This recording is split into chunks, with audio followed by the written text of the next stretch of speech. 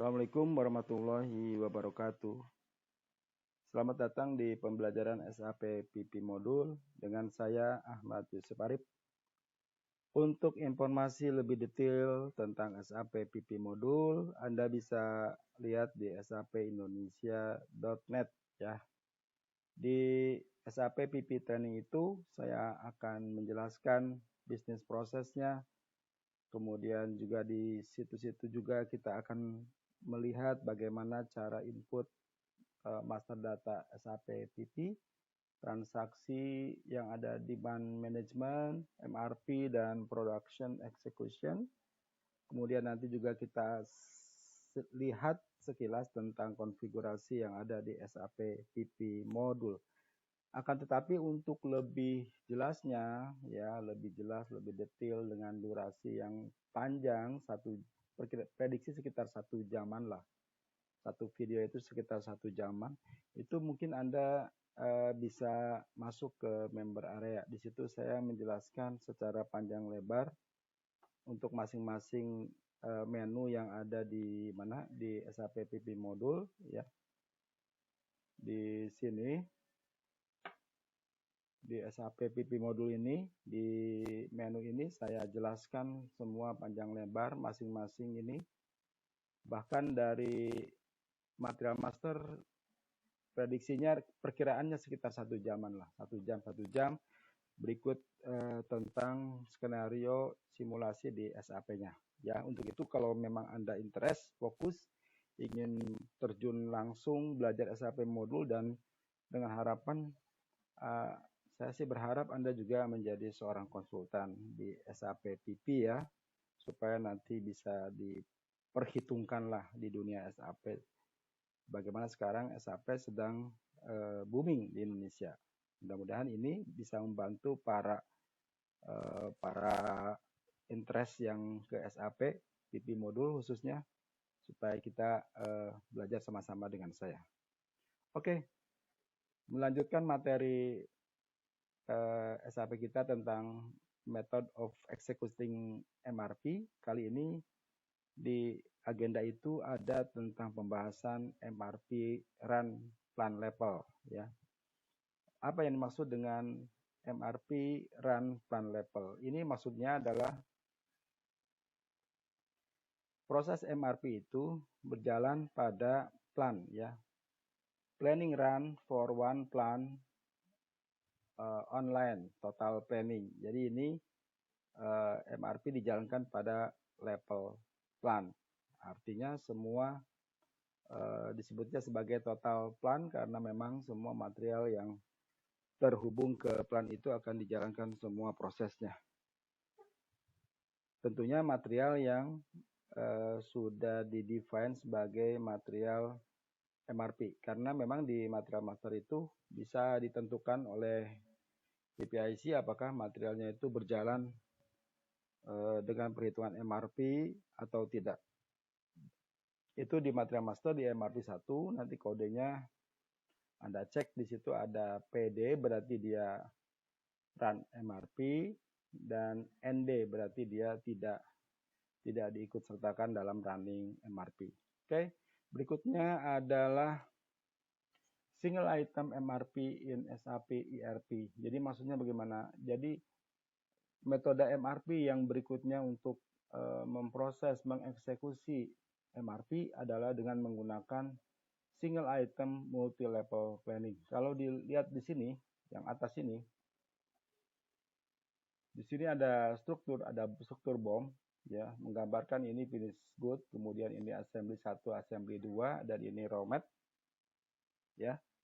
Nah, dengan proses yang single item multi level planning itu artinya MRP akan dijalankan mulai dari yang atas kemudian ke level kedua dan level terakhir. Ini pengkodean level ini Anda bisa cek di material master MM003 atau 02 untuk change atau display. Anda bisa lihat di sini nanti di material itu di basic data 1 information ya. Anda cek di sini material yang mengandung BOM baik itu finish product atau SFG atau raw mat-nya, dia mempunyai kode level ya, kode level-levelnya. Jadi SAP sudah menentukan level-levelnya untuk perhitungan MRP. Biasanya ini dikode sebagai kode level 000, kemudian ini 001 dan ini 002, demikian seterusnya. Ya.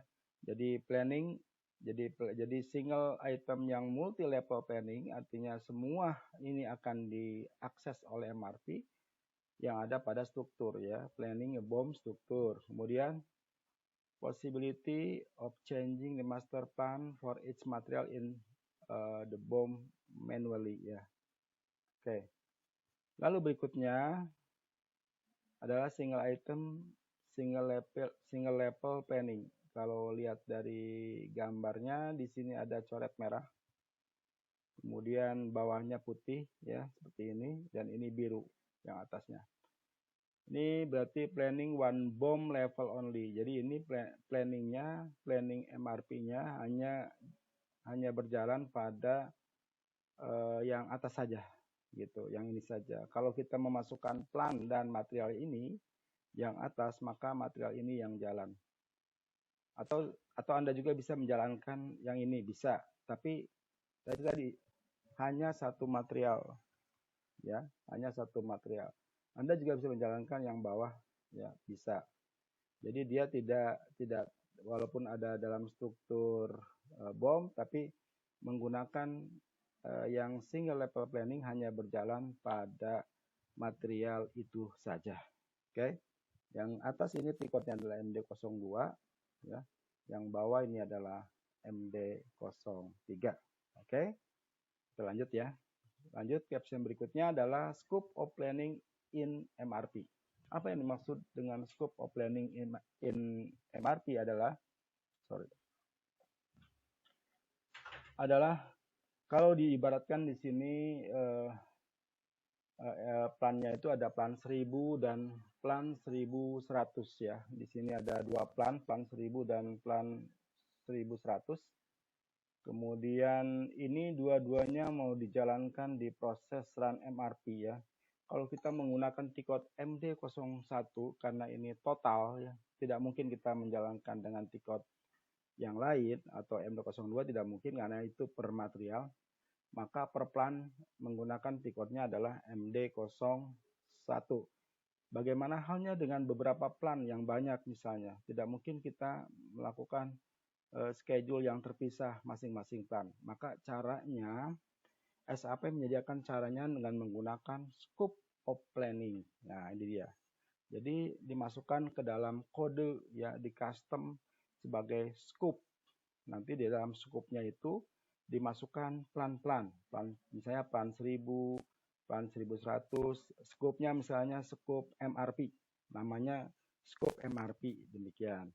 Nah, nanti ketika kita menjalankan dengan background job, ya, karena MD01 tentunya bakal dijalankan dengan background job, nggak mungkin dijalankan secara online karena akan delay. Nanti screen Anda akan lama menunggu proses. Itu tidak efektif, bukan begitu caranya. Tapi itu dijalankan dengan menggunakan background job.